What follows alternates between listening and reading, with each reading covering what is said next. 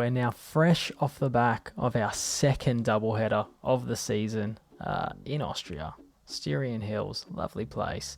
Styrian Grand Prix and Austrian Grand Prix, done and dusted. And it's time to update our power rankings. There was no update midweek in between the two races. We're doing them as a doubleheader. We're going to assess them on both races. And then there is some heaps of movement after those two races.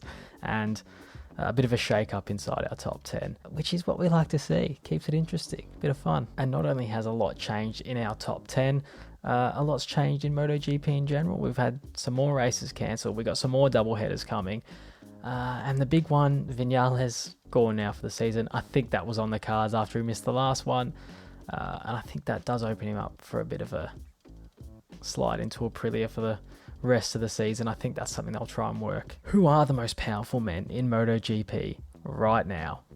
Let's find out. We've had some big change, probably the biggest change, shake up across the two race period of the season so far. And that starts with number 10. Making his power rankings debut this season in the top 10 is Brad Binder. And out of nowhere, a couple of good results, and you're in. Top ride from him. Really enjoyed that race. That was awesome. And just showed cojones of steel to sort of stay out there and just actually keep it on two wheels. So well done to him. At number 9, really the star of the weekend, though, wasn't it? It was Jorge Martin. He is, I think, back in the top 10. I think we had him in early doors after his pole position at the start of the season. But he's back in now. It doesn't look like a flash in the pan. This kid is back, and it's great to see it. It's a shame that we had the injury earlier in the year, because what could have been if Jorge Martin was there in between. At number 8, big drop. We are assessing, like I said, over the two Grand Prix. So if we did a power rankings in between, it would have been a smaller drop and a smaller drop, but it's a 5-place drop for Johann Zarco. Really unimpressive weekend. He struggled a little bit in the Austrian part of the Austrian doubleheader, not the Styrian part. Just wasn't really that strong over the 2 weeks, and that has him down to number 8. At number 7, really impressed with this young man, Sergio Garcia, our first Moto3 entry in the list here that we're going to talk about today. Really took it to Pedro race 1, and then race 2 was exceptional. The race 1 was, he came second in race 1 despite the fact he had a crash. That's how good he was the first weekend. And I really like this kid. He's up 3 places to number 7. He's the only guy out there keeping Pedro honest at the moment, and let's hope he gets another couple of wins here and can maybe tighten this championship back up. But he looks the top rider, this kid. And up to number 6, up 1 position, it's Pecco Bagnaia. Just did his thing, does his thing. He's going to hover in this region of this part of the top 10 between sort of 8 and 4. He's just going to stay in there if he just keeps getting podiums all the time. And like, if he wins a race, he's going to start heading up. But at number 6, he's up 1 place from the mid-season break. But let's hope he can get that win soon. At number 5, big mover here, coming from outside of the top 10 to firmly place himself right in the middle of it. At number 5 is Johan Mir. Still no race win, which is weird for me. I'm a race win kind of guy. I like it when they win races. But his form is undeniable at the moment. He looks confident. The bike's looking good. And I think he's the big mover coming into the second half of the season. It's just like last year again. I don't think he'll catch Fabio. But I think he'll probably... the form he's in, he's probably going to come second in the championship by the looks of it.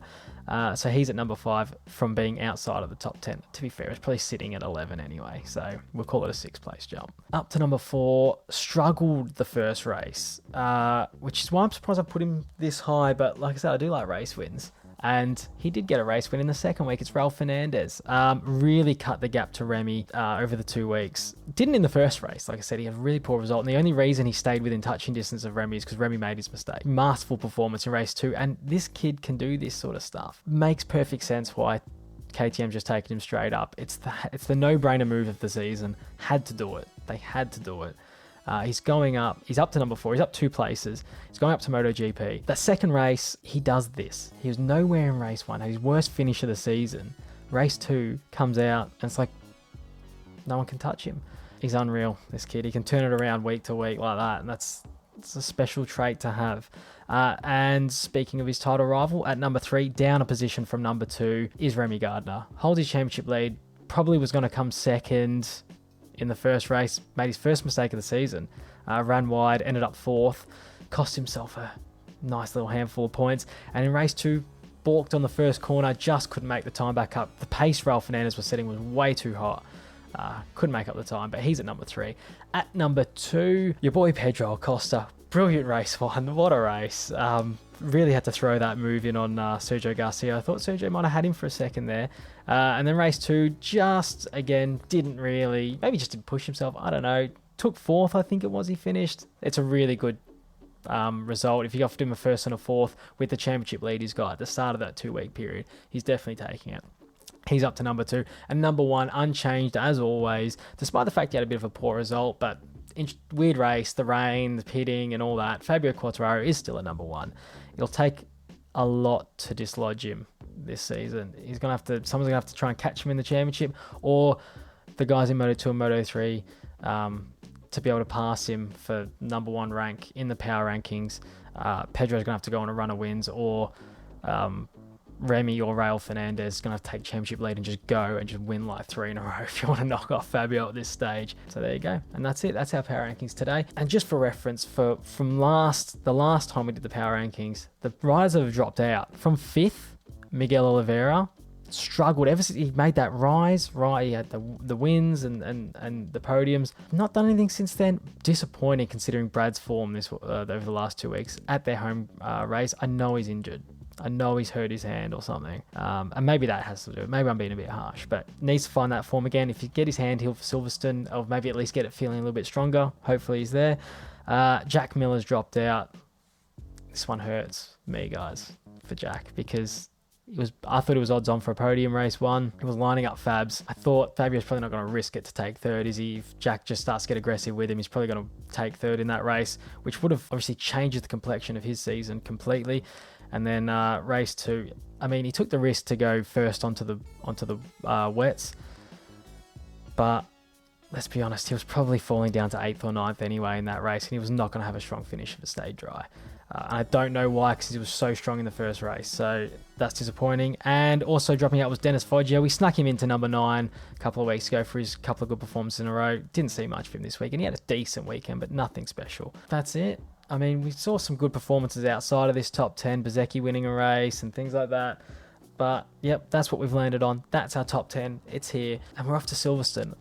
I'm very excited. British Grand Prix. Unfortunately, I won't be able to go because I don't have any money at the moment.